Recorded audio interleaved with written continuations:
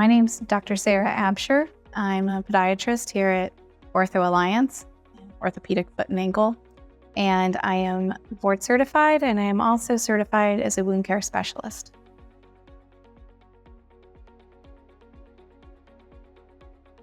Many different reasons. First off, I like the longitudinal or long-term relationships we get to establish with patients. The best analogy for a wound, especially diabetic or venous, it's almost like a cancer where you heal, but it's really more like a remission. So you see the same patients back over time, and you really get to feel for them and help them through that journey.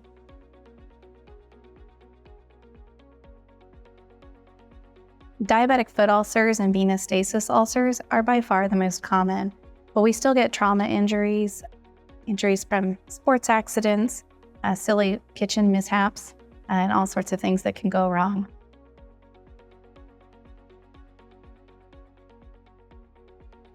You always have to take into account the underlying etiology or cause. So for diabetics, it's typically either blood supply, which we call vascular, or neuropathy, which is a lack of feeling or sensation. The best analogy for neuropathy, because people have a hard time understanding how that can lead to ulcers and wounds, is thinking of leprosy. Leprosy is a condition a lot of people have heard about previously through old literature or other exposures. Well, that was caused by bacteria, but ultimately it was a full-body neuropathy, and those patients were known, or individuals were known, for losing body parts and having amputations and chronic ulcers. For venous stasis ulcers, the underlying problem is a venous insufficiency, more common in women, but present in both populations.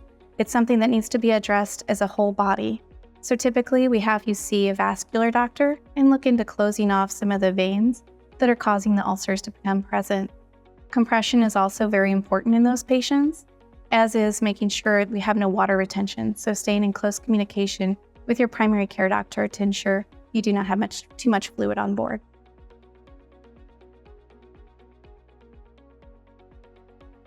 There's a variety of different options as far as diagnostics.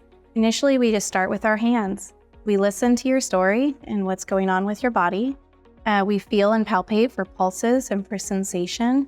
We have a lot of different imaging options regarding X-rays, MRI, CT scan if we suspect something going on deeper. There's also something called an ABI, which is ankle brachial index, and that gives us an overall view of your arterial flow or the blood flow into the leg. If we need other tests, including venous outflow, we can always talk and speak with one of the vascular surgeons and get you assessed fully for those underlying conditions.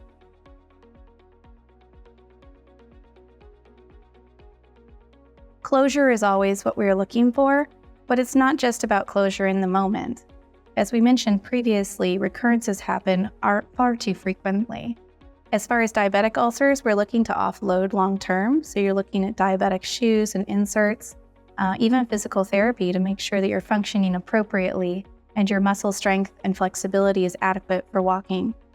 As far as venous insufficiency, if you heal those ulcers, what we're looking for is long-term compression. Trying to keep you out of our office is our ultimate goal.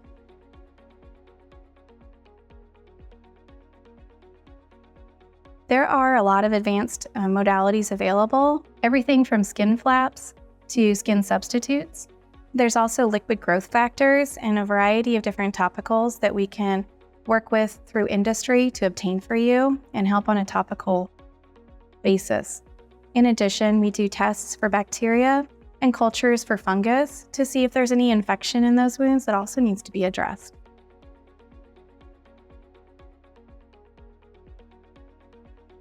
It can be really overwhelming when patients come into the office with a wound.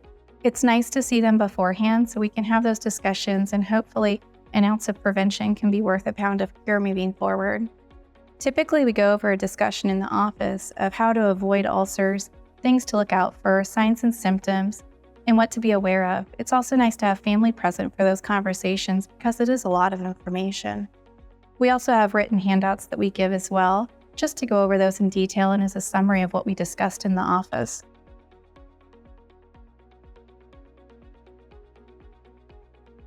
Almost all wounds are complex to some degree, but the more complex, the more specialists you need. We work closely with infectious disease, vascular, and aggressive orthopedic and plastic surgeons in order to get wounds healed in a manner that keeps them healed, reducing the chance of recurrence the best we can.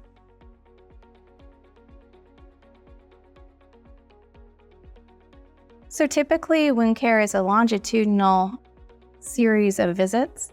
What we do is we measure the size of the wound. We also look at the surrounding tissue to make sure it's not breaking down or at risk for breakdown. Ultimately, we're looking for closure, which is healing, and then also it maintaining closure for a long period of time without a recurrence.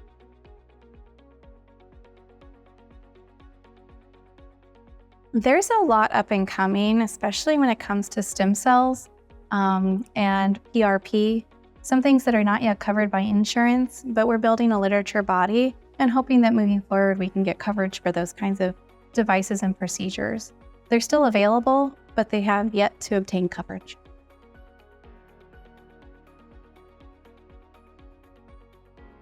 I lecture on wound care on a regular basis, so I'm part of the circuit where we always keep up to date on everything wound related.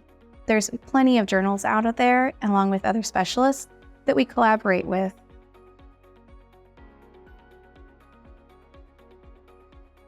I would say for patients that are at risk for ulceration or have developed ulcerations, obviously monitor your foot every day, and if you notice any change, no matter how subtle it might be, we always appreciate you following up. Catching something early is definitely worth it regarding your time, your expense, and your ability to maintain a good quality of life.